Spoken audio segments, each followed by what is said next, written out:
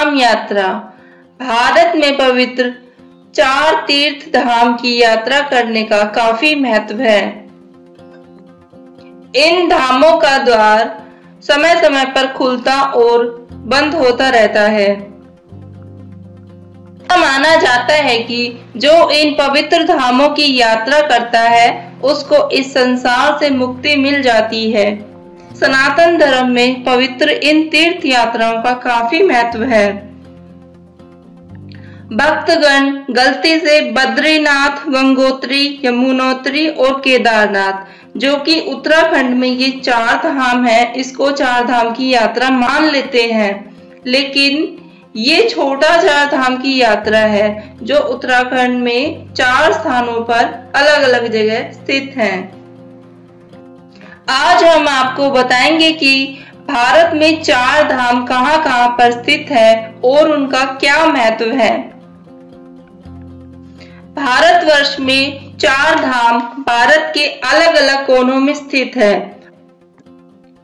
उत्तर में बद्रीनाथ। बद्रीनाथ की यात्रा को सत्ययुग के लिए बताया गया है। पूर्व में जगन्नाथपुरी। जगन्नाथपुरी जी की यात्रा को कलयुग के लिए बताया गया है। दक्षिण में रामेश्वरम। रामेश्वरम की यात्रा को त्रेता युग के लिए बताया गया है। पश्चिम में द्वारका। द्वारका की यात्रा को द्वापर युग के लिए बताया गया है।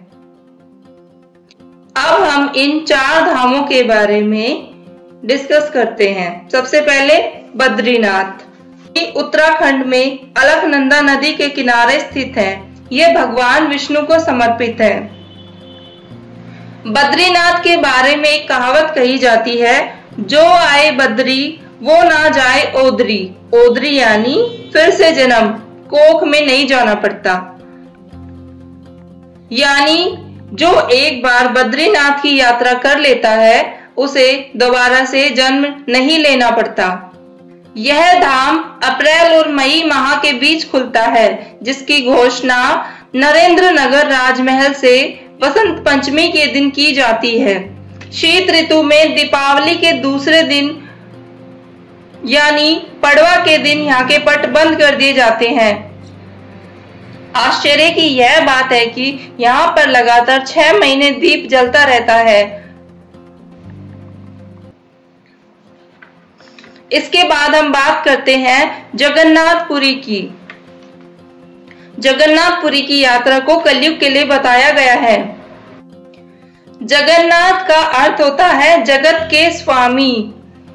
यह मंदिर वैष्णव संप्रदाय यानी कृष्ण के भक्तों को समर्पित है। यहाँ भगवान विष्णु अपने भाई बलराम और बहन सुभद्रा के साथ विराजमान है।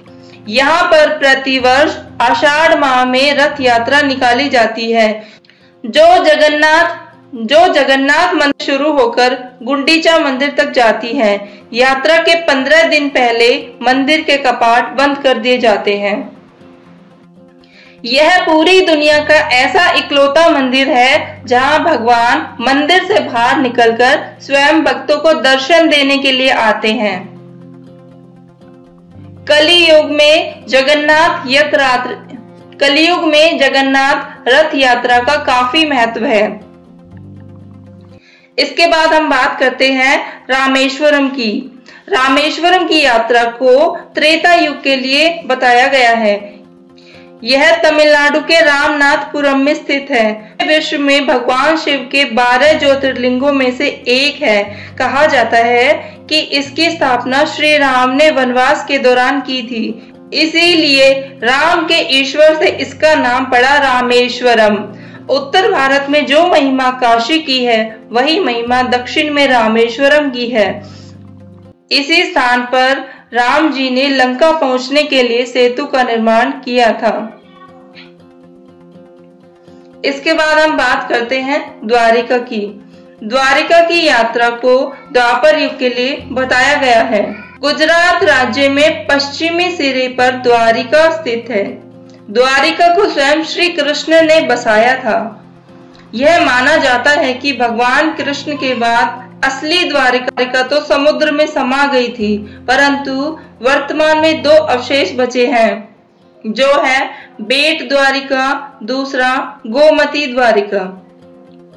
अब हम जानेंगे कि जब हम 4 धाम यात्रा कर रहे हैं तो हमें किस क्रम से यात्रा शुरू करनी चाहिए।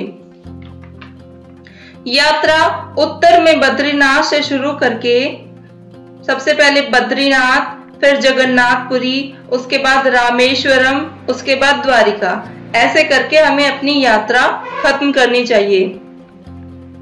भक्तगण बद्रीनाथ धाम जाते हैं, जहां से गंगोत्री से जल भरते हैं और आसपास के सभी तीर्थों के दर्शन करते हैं। इसके बाद जगन्नाथपुरी दर्शन करने के लिए पहुंचते हैं। बाद में रामेश्वर पहुंचकर वहां पर जल चढ़ाते हैं। फिर द्वारिका पहुंचकर भगवान कृष्ण के दर्शन करते हैं। तो इस प्रकार से भक्तगण अपनी यात्रा पूरी करते हैं।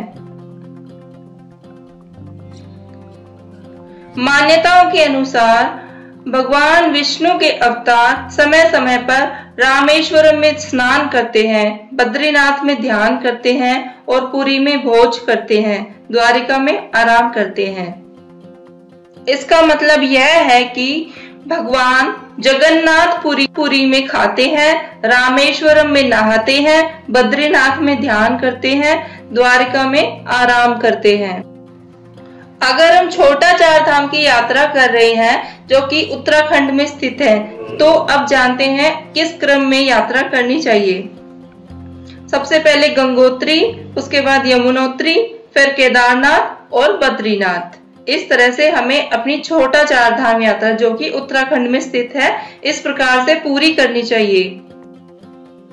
बद्रीनाथ, जगन्नाथपुरी, द्वारका और रामेश्वरम जो कि भारत के 4 धाम हैं।